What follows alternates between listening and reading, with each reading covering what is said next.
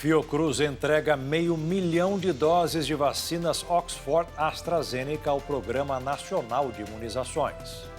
Mesmo com falta de imunizantes, Brasil ultrapassa a marca de 14,5 milhões de doses aplicadas.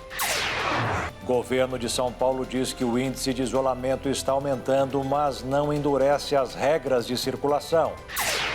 Congresso derruba o veto do governo à isenção de igrejas do pagamento de contribuição.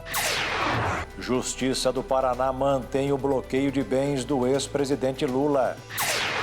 Empresa de aplicativos Uber anuncia mudança na relação com motoristas do Reino Unido.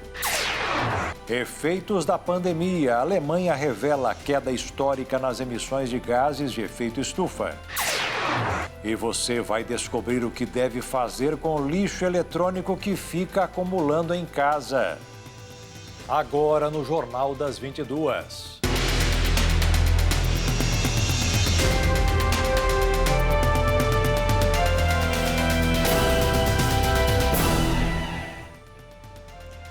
Olá, boa noite. O Congresso Nacional realizou hoje a primeira sessão de votação de 2021. 32 vetos presidenciais estavam na pauta.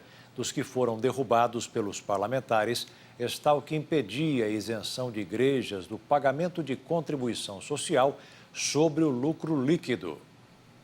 O Congresso Nacional se reuniu para analisar 32 vetos presidenciais. O mais antigo em discussão é o veto a 22 dispositivos do pacote anticrime. Um dos pontos de polêmica é a criação do juiz de garantias, um magistrado que supervisiona a investigação, mas não decide sobre o caso. Outro trecho discutido foi a autorização para utilizar gravações feitas sem autorização da Justiça como prova judicial. Outros vetos polêmicos estavam na pauta, como trechos do Marco Legal do Saneamento Básico. A crítica dos parlamentares sobre o veto gerou em torno da permissão de renovação automática de licitação dentro de 30 anos. O projeto aprovado previa dispensa de licitação para a renovação dos contratos que existem atualmente, mas o veto impediu isso. Os deputados argumentaram que o projeto do Marco Legal foi aprovado mediante acordo proposto pelo governo, o que teria sido descumprido. A gente ainda tem cerca de 15% da população brasileira sequer sem água tratada nas suas casas. A gente tem ainda, em 2021, cerca de metade da população brasileira sequer sem coleta de esgoto em suas casas, o que leva milhões e milhões de brasileiros a terem ali doenças que já foram erradicadas em outros países há mais de 100 anos. É disso que se trata o mérito do que vamos votar aqui agora. O que importa aqui é o futuro da saúde, da qualidade de vida dos brasileiros que vão ser afetados por essa decisão de hoje. Porque qual é a decisão que nós vamos tomar? A gente vai tomar uma decisão se pode haver competição, concorrência na concessão do serviço de saneamento básico do Brasil ou se nós vamos manter o futuro das famílias brasileiras nas mãos das ineficientes empresas estatais que até hoje não conseguiram dar conta da universalização do serviço. Se esse veto for derrubado, elas vão poder, por pelo menos mais 30 anos, manter contratos que são feitos sem licitação, os contratos de programa, contratos que não têm ali nenhuma garantia de universalização do serviço. Por mais que algumas vezes elas queiram prometer, elas não têm nenhuma capacidade de investimento para fazer obra, para construir estação de tratamento de esgoto. Nós aprovamos na Câmara Federal no ano retrasado esta lei, ainda não tinha pandemia, e eu tenho certeza que o saneamento básico será um marco para a retomada dos investimentos e do crescimento do país na geração de emprego e renda pós-pandemia. Todos nós sabemos que mais da metade da população brasileira não tem acesso a esgoto tratado, que crianças morrem diariamente pela falta de saneamento básico no Brasil. E vale a pena deixar claro como relator que eu ouvi de alguns líderes que houve acordo com o governo. Esse acordo não existiu. Existia sim um acordo legislativo. E esse acordo hoje não faz mais sentido, uma vez que naquela ocasião os partidos de esquerda não votaram a favor do nosso relatório. E o país mudou, avançou pós-pandemia e é muito necessário os investimentos privados, sim, no saneamento básico. O veto ao Marco Legal do Saneamento foi mantido. Na sessão, a Câmara derrubou o veto do presidente Jair Bolsonaro, que impedia que igrejas e templos de qualquer culto ficassem isentos do pagamento da contribuição social sobre lucro líquido e anulava multas aplicadas anteriormente. Na época do veto, em setembro do ano passado, o presidente disse que vetaria o trecho da lei para não incorrer em crime de responsabilidade fiscal, mas que, se fosse deputado, derrubaria o próprio veto. Por fim, os deputados derrubaram o veto e mantiveram a isenção fiscal aos templos e igrejas. Também foram derrubados vetos à Lei de Diretrizes Orçamentárias.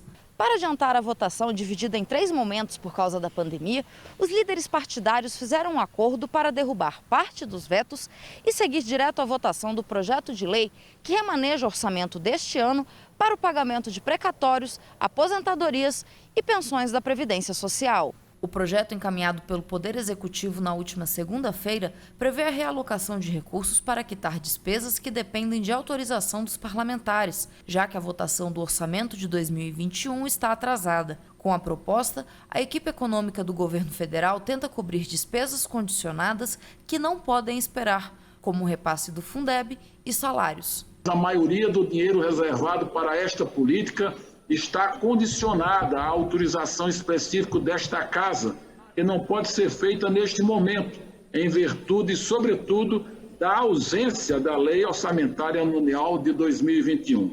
Esta foi a primeira sessão do Congresso Nacional de 2021, destinada à votação de vetos e propostas.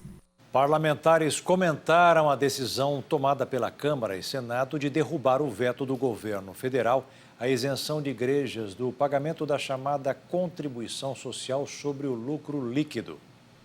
Logo ao final da sessão, o deputado federal Davi Soares, do Democratas, divulgou um áudio em que comenta a decisão.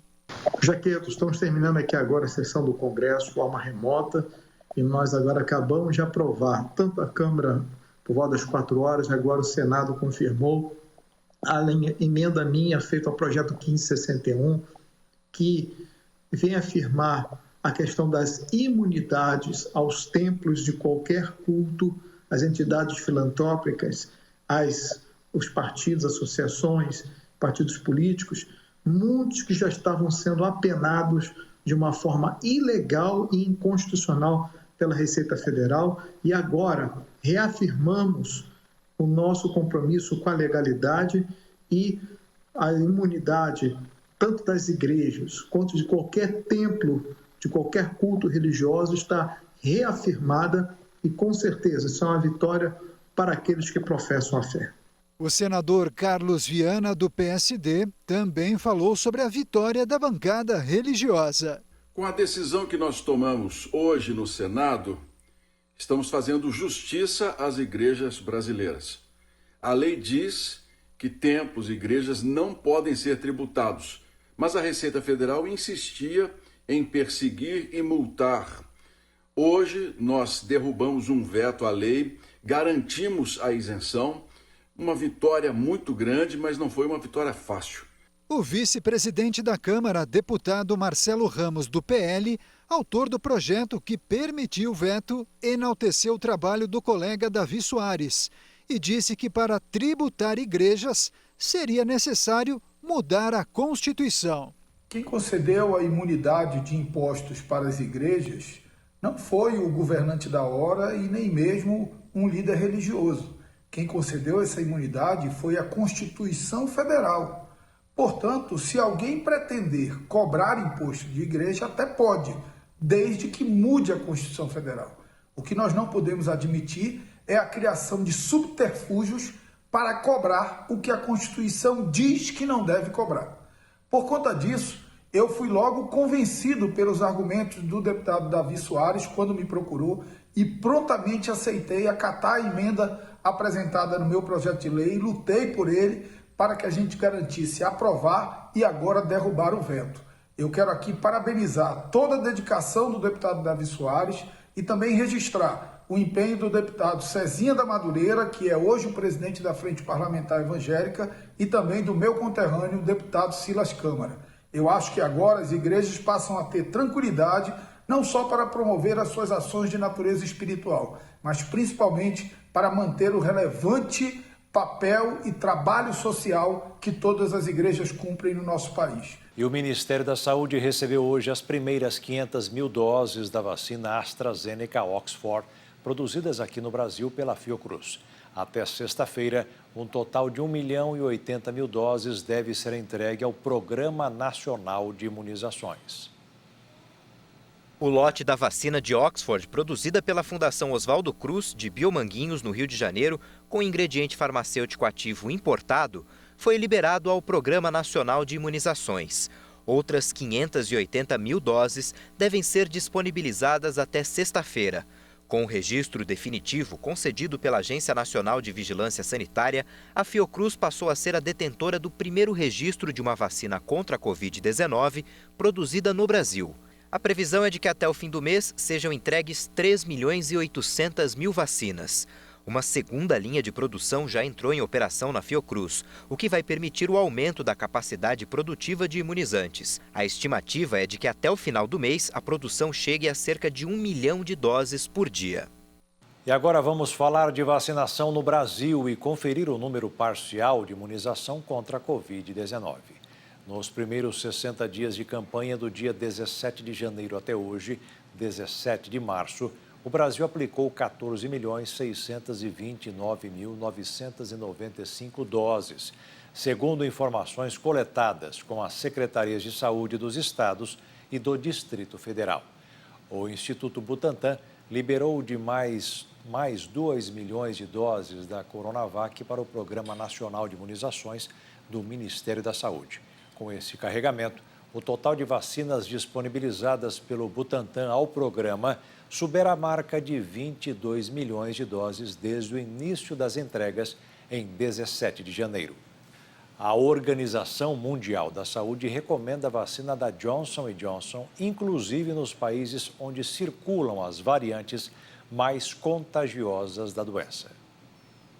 A orientação emitida quarta-feira pela Organização Mundial da Saúde afirma que o imunizante da Johnson & Johnson foi o primeiro aprovado que exige apenas uma dose e que pode ser armazenado em uma geladeira comum. Em janeiro, a Johnson & Johnson anunciou que sua vacina tinha uma eficácia de 66% contra a Covid-19.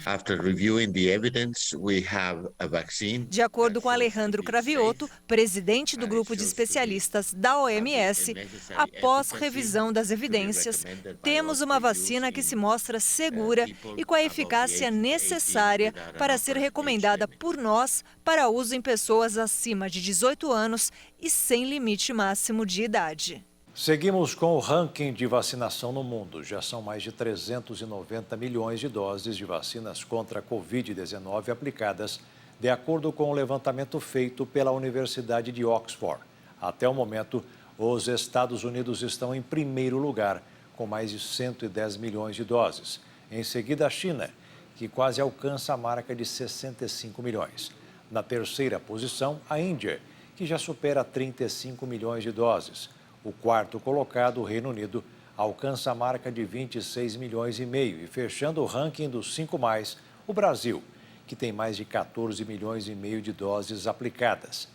A Organização Mundial da Saúde recomendou hoje que os países continuem aplicando a vacina Oxford AstraZeneca, porque, segundo a entidade, os benefícios superam eventuais riscos. A organização está avaliando as reações da vacina, que chegou a ser suspensa em alguns países europeus nos últimos dias. E veja a seguir, o Banco Central eleva a taxa básica de juros da economia. E veja ainda, a Justiça do Paraná mantém o bloqueio de bens do ex-presidente Lula.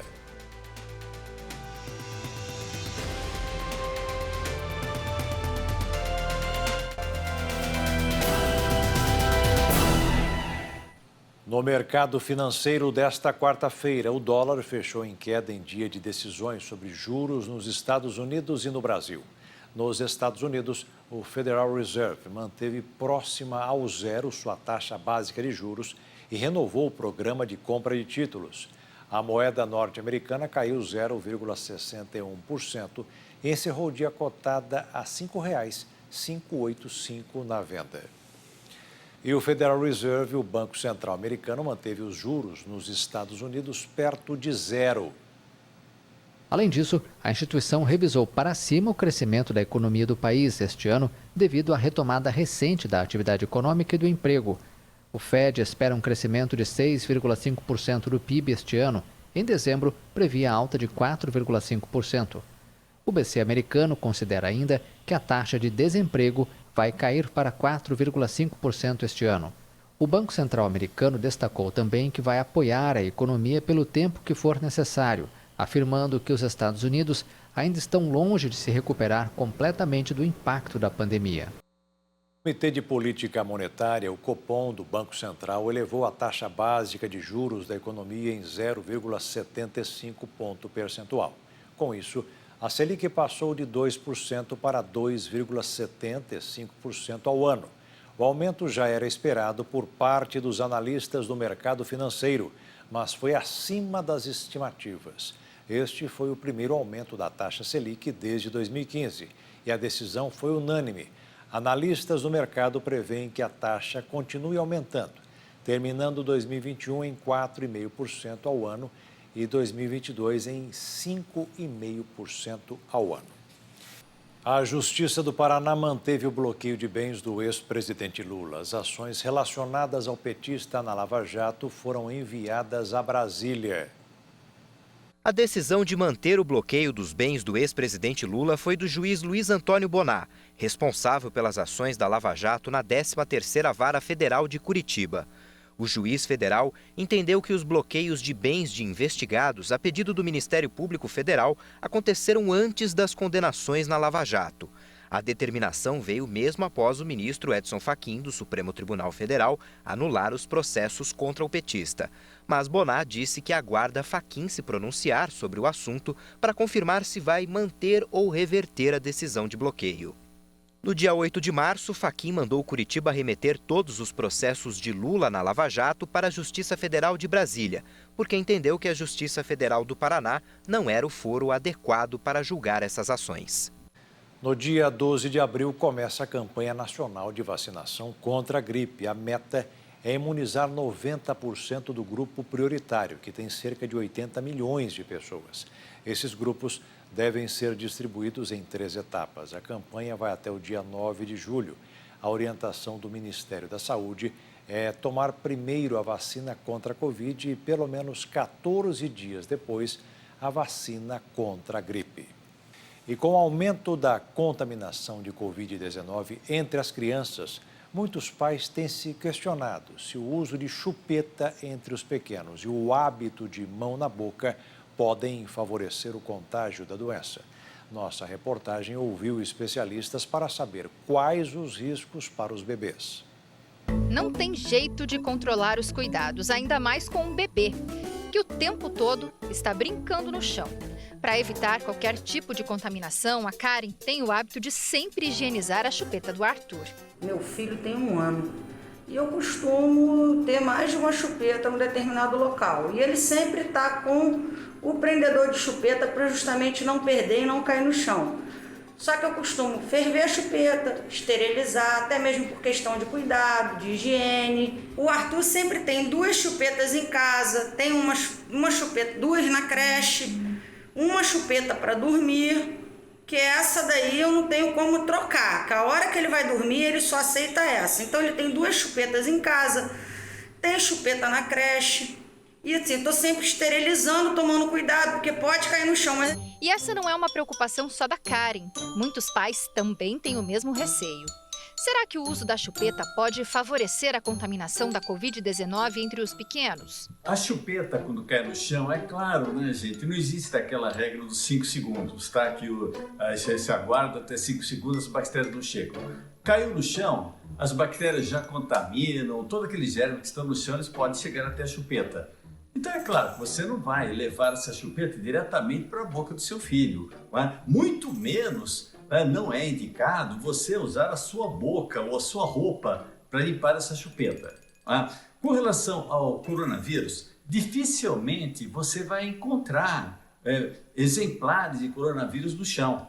Por quê? Porque o ambiente, o sol, a ventilação, ressecamento, tudo isso daqui age contra o coronavírus. Então, a possibilidade de ele ser contaminado pela essa queda com relação ao coronavírus é praticamente quase que inexistente. Mas existem outros germes que não tiraram férias, outros germes que ainda existem. Né? Então, o que você teria que fazer? Basta você encontrar uma torneira e passar água. Exatamente, passar água corrente, lavar muito bem lavadinho. Não é necessário você esterilizar, ferver, colocar em panela de pressão, nada disso daqui, tá? Basta você passar uma água corrente, lavar muito bem lavadinho e pode dar para o seu filho. Segundo este pediatra, a fase oral para os bebês é quando eles começam a levar tudo à boca. É um universo novo e que os pais não precisam se preocupar tanto. A higienização da chupeta já ajuda a prevenir qualquer tipo de contaminação. Os lactentes percebem o mundo pela boca. É o que a gente chama, os pediatras, e até numa análise psiquiátrica ou psicológica, a questão de o que a gente chama da fase oral.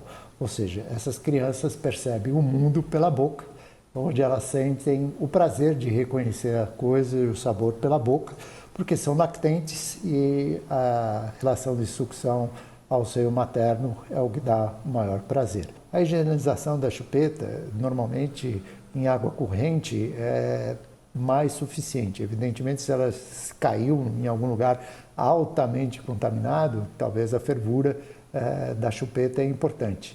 E veja a seguir os números da pandemia no mundo. E ainda, o governo de São Paulo diz que o índice de isolamento está aumentando, mas não endurece regras de circulação.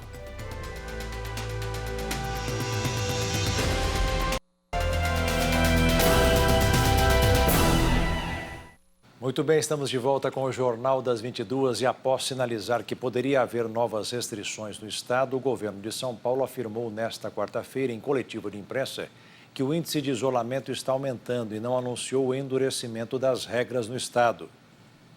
O governo afirmou que houve melhora nos índices de isolamento que aumentaram nos últimos dias, chegando a 44%. O número de passageiros transportados no metrô, CPTM, EMTU, entre outras empresas da rede, caiu de 10 milhões e meio no dia 11 de março para 4 milhões no dia 16. Queda de 61%. Segundo o médico do Comitê de Contingência, Paulo Menezes, há um avanço, mas não é o suficiente, já que o objetivo era chegar a mais de 50% de isolamento. Nesta quarta-feira, que marca o terceiro dia da fase emergencial do plano de flexibilização, ainda não é possível medir os seus efeitos. No entanto, com as medidas restritivas, já há um aumento no distanciamento físico das pessoas, que é o ponto mais significativo para que se possa diminuir a transmissibilidade da doença. Sobre a questão de um possível lockdown no estado, José Medina, outro membro do Centro de Contingência, disse que é uma medida difícil de ser implementada. O Brasil é diferente de outros países, além dos riscos de queda de cadeia de produção, instabilidade social e desabastecimento que podem ocorrer no estado. Sobre o calendário de vacinação contra a Covid-19, o governo antecipou para esta sexta-feira o início da vacinação de idosos acima de 72 a 74 anos em todo o estado. Pela previsão inicial, a faixa etária começaria a receber a primeira dose no dia 22 de março. De acordo com o último balanço da Secretaria Estadual de Saúde, atualizado até 12h40 desta quarta, 4.150.823 doses de vacinas contra a Covid-19 foram aplicadas no estado de São Paulo.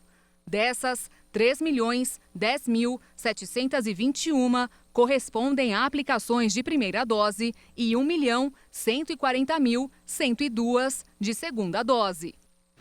O estado de São Paulo anunciou também que o imposto para o leite deve ser zerado. Redução do ICMS da carne, crédito de mais de 100 milhões de reais para microempresários de bares, restaurantes, salões de beleza e academias, além da suspensão de cortes de gás e água encanados.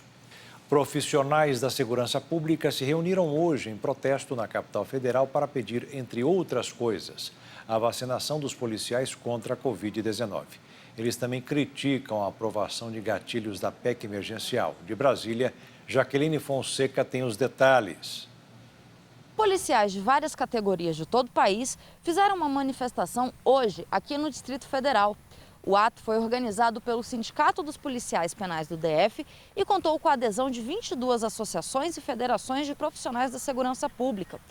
Os servidores criticaram os gatilhos fiscais gerados pela aprovação da PEC emergencial e a reforma administrativa, além de pedir vacinação contra a Covid-19 para os profissionais da segurança pública.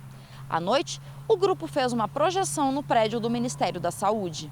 A Polícia Penal, como todas as forças de segurança pública e vários segmentos de servidores públicos não pertencentes à segurança pública, mas a Polícia Penal está na linha de frente dessa pandemia. É inadmissível que a capital da República Federativa desse país, Brasília, Distrito Federal, tenha um complexo penitenciário com uma massa carcerária de cerca de 17 mil presos, 1.800 policiais aproximadamente para cuidar dessa massa carcerária. E até hoje, nenhum policial recebeu qualquer tipo de vacina. O sistema penitenciário chegou a representar 1/4 da população infectada do Distrito Federal. Então, tinha que ter, a gente cobra e reivindica, uma atenção diferenciada para o complexo penitenciário, para a Polícia Penal. Nós não estamos aqui querendo que vacine os policiais. Diferente deles, que acham que a prioridade tem que ser os presos, onde há uma inversão de valores. Nós estamos defendendo que os policiais sejam vacinados na mesma proporção que os presos forem vacinados. É preciso que se imunize o sistema penitenciário como um todo. O governo precisa tratar bem aqueles que estão garantindo a segurança e a ordem durante esse período de pandemia, nos priorizando a vacinação diante dos grandes índices de contaminação a que estamos submetidos. Mais 2.648 óbitos por Covid foram registrados no Brasil, além de 90.300 casos confirmados no mesmo período. A soma dos 192 países atingidos pela Covid até o momento totaliza 121.032.282 pessoas que testaram positivo para a Covid e contabiliza 2.676.274 que perderam a vida. Os Estados Unidos, no topo do ranking, beiram a marca dos 29.603.000 casos e confirmam 537.945 mortes. Na vice-liderança, o Brasil, com 11.693.838 testes positivos da doença e registra 284.775 vítimas fatais. A Índia, em terceiro com o maior número de contaminados do mundo, tem 11.438.734. Já a Rússia tem quase 4.369.000 diagnósticos da doença. E o Reino Unido beira a marca dos 4.288.000 casos confirmados desde o início da pandemia. A gigante americana de tecnologia Uber anunciou uma mudança na relação com 70 mil motoristas do aplicativo no Reino Unido. A Suprema Corte Britânica decidiu em 19 de fevereiro que os motoristas podem ser considerados trabalhadores e, portanto, receber os benefícios sociais correspondentes. Salário mínimo, férias remuneradas e plano de pensões com contribuição da empresa. Benefícios válidos a partir de quarta-feira. Trata-se de uma mudança profunda de postura da Uber, cujos condutores eram até então autônomos. O tribunal decidiu a favor de um grupo de cerca de 20 motoristas que reivindicaram essa condição pelo tempo que passam conectados ao aplicativo e pelo controle que a empresa exerce sobre eles. A lei britânica distingue trabalhadores que podem receber um salário mínimo e outros benefícios de funcionários que têm um contrato de trabalho adequado. A Uber não especificou o custo da implementação das medidas, mas os valores vão impactar as frágeis finanças da empresa, que ainda não é lucrativa e atravessa um mau momento devido às restrições impostas pela pandemia. E você vai ver daqui a pouco ensinamentos na live do missionário R.R. Soares. E você vai ver ainda mais. Vai descobrir o que deve fazer com o lixo eletrônico que fica acumulado em casa.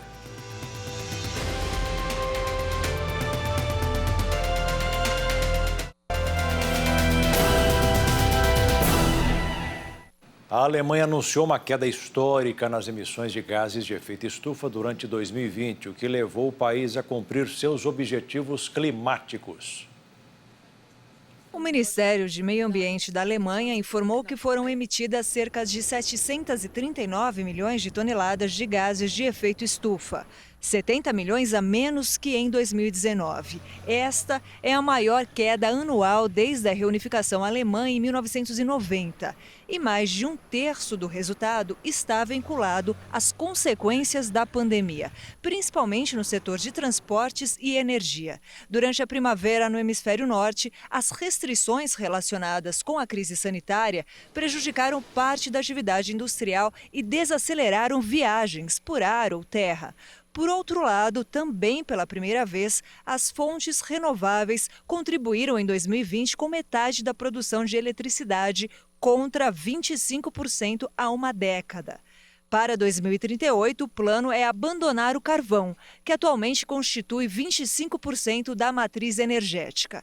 A Alemanha assumiu o compromisso de reduzir suas emissões de carbono em 40% em 2020 em relação a 1990 e em 55% para 2030. Você sabe o que fazer com o lixo eletrônico que está acumulando na sua casa? Em Dourados, Mato Grosso do Sul, existe um lugar que esse material pode ser descartado com segurança e que recebe a destinação adequada. Acompanhe na reportagem. A tecnologia avança com muita rapidez e vários produtos acabam se tornando obsoletos cada vez mais cedo. Esse cenário contribui para a produção de toneladas e mais toneladas de lixos eletrônicos que, por vezes, não recebem a destinação correta. Mas em Dourados, existe um lugar onde esses objetos podem ser descartados e que vem crescendo a cada ano. Há cerca de 2 anos, a empresa funcionava nesse pequeno salão, mas a demanda aumentou tanto que o negócio precisou expandir. E hoje o ecoponto eletrônico ocupa uma área de 1.200 metros quadrados. Estou aqui dedicado 100%, inclusive, como você citou na outra reportagem, era só eu e minha esposa. Hoje eu já tenho mais 6 colaboradores aqui, já não tem uma boa remuneração comercial, porque a própria reciclagem não dá isso.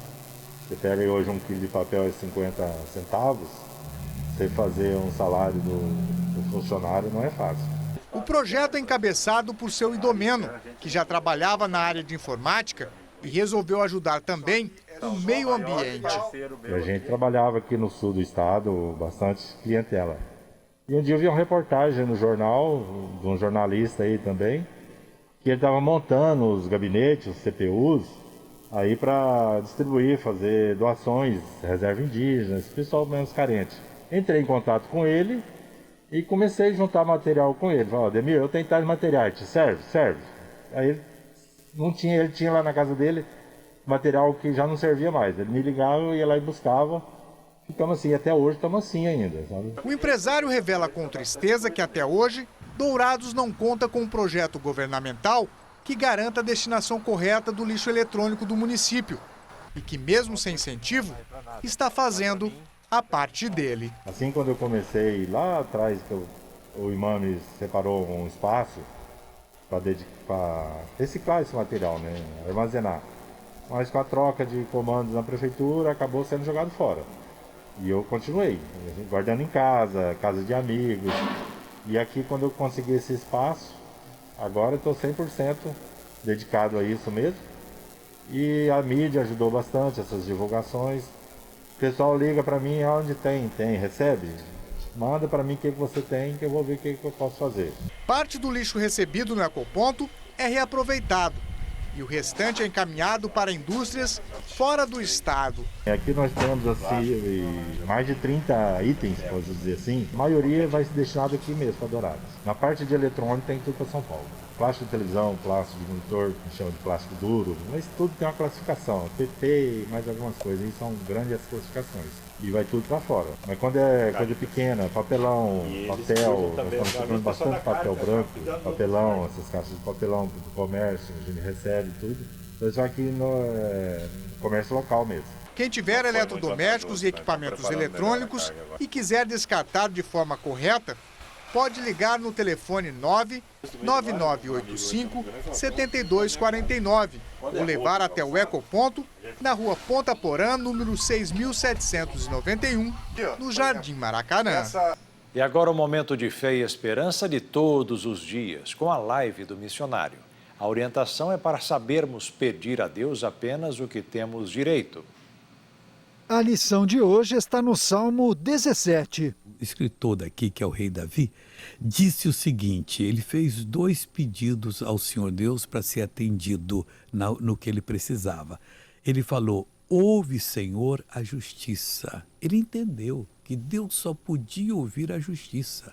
Não tinha jeito de Deus ouvir a não ser quando a pessoa tivesse direito. Então ele sabia que não adiantava ficar pedindo dia e noite: Deus, me ajuda, me ajuda. Não. Eu vou entender o que é meu. Quando eu entender, eu vou orar e vou tomar posse da bênção.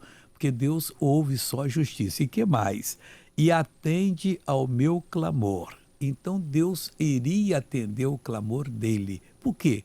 Porque ele conheceu o seu direito. E ainda continua explicando, tem mais 2 explicações. Dá ouvidos à minha oração. Mais ou menos a mesma coisa, não, mas ele fez uma oração a Deus.